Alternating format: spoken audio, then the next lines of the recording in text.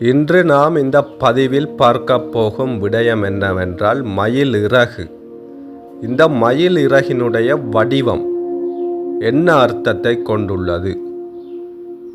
மயில் இறகை வீட்டில் வைப்பதற்கான காரணம் என்ன? இதனை ஏன் எல்லோரும் விரும்புகின்றனர்? இந்த மயில் இறகினுடைய அர்த்தம், ஆன்மீக ரீதியான உண்மையான அர்த்தம் என்ன என்பதனை இந்த பதிவில் நாம் பார்ப்போம். தெய்வீக கண், அதாவது விழிப்புணர்வின் சின்னம் என்று கூறுவார்கள். மயிலிறகின் நடுவிலுள்ள கண் வடிவம் எல்லாவற்றையும் கவனிக்கும் பிரபஞ்ச சக்தி, உள்ளுணர்வு, ஆன்மாவின் விழிப்பு, மூன்றாம் கண் என்பவற்றை குறிக்கிறது. பல ஆன்மீக மரபுகளில் இது உண்மையை காணும் கண் என்று கருதப்படுகிறது. அகந்தையை அழித்து அழகாக மாற்றும் சக்தி.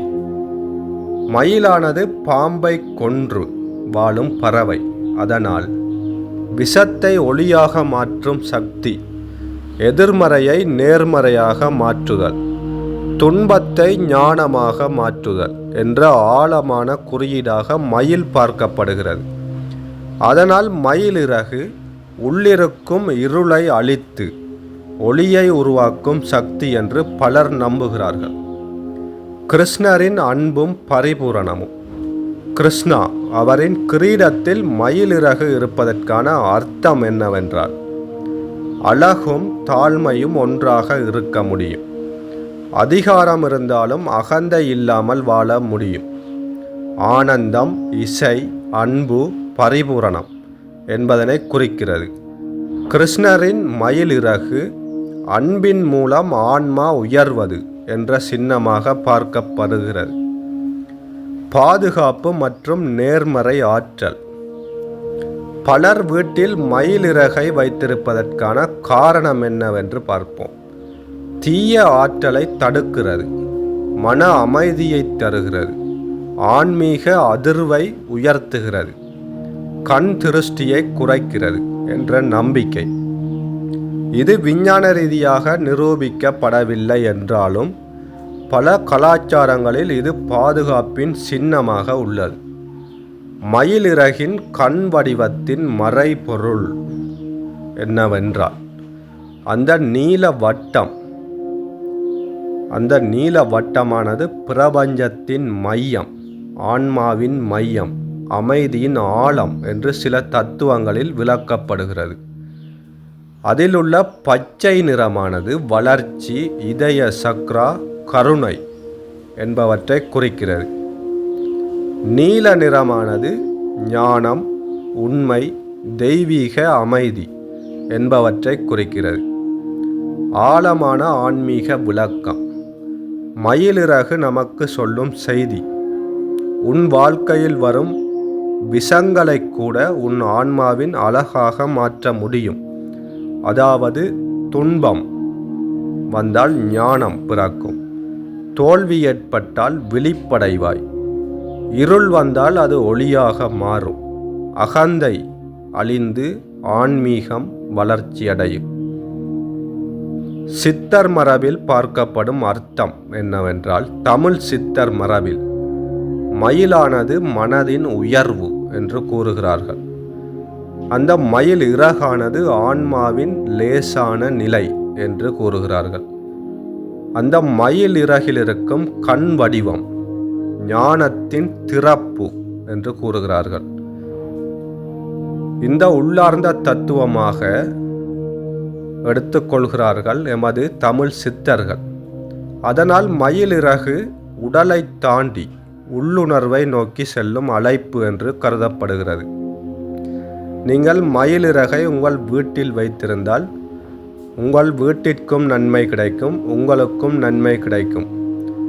விரைவில் ஞானம் அடைந்து கொள்ள முடியும். துன்பங்கள் வரும்போது ஞானம் பிறக்கும். தோல்விகள் ஏற்பட்டாலும் விழிப்பு, இந்த தோல்வி ஏன் வந்தது என்பதற்கான ஒரு விழிப்பு நிலையை நீங்கள் அடைந்து கொள்ள முடியும். வாழ்க்கை இருளாக இருந்தாலும் அது ஒளியாக மாறத் தொடங்கும். உமக்கு இருக்கும் அகந்தை எல்லாம் அழிந்து ஆன்மீக பயணத்தில் பயணிக்க முடியும்.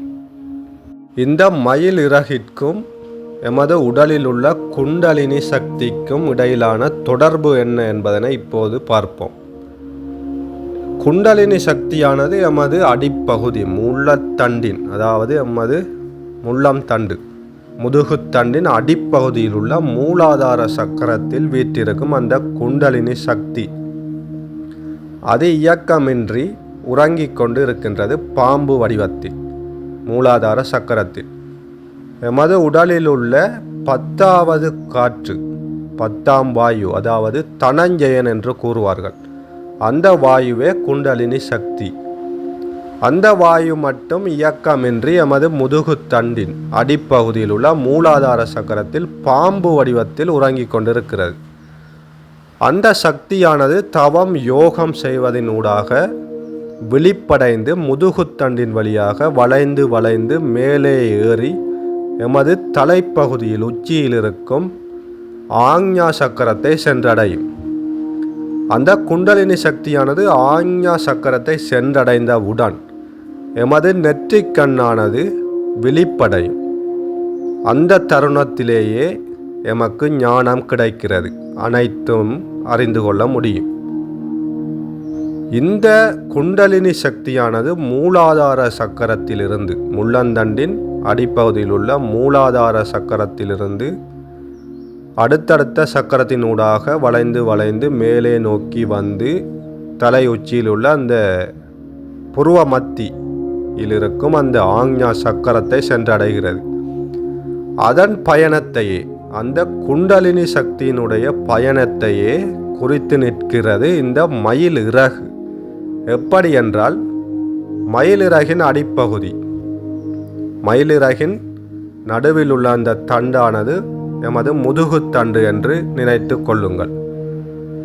இந்த முதுகுத்தண்டின் அடிப்பகுதி, இந்த மயிலிறகின் அடிப்பகுதியிலிருந்து அந்த சக்தியானது மேலே ஏறி அந்த மயிலிறகின் உச்சியிலேயே அந்த மயிலிறகினுடைய கண் இருக்கின்றது.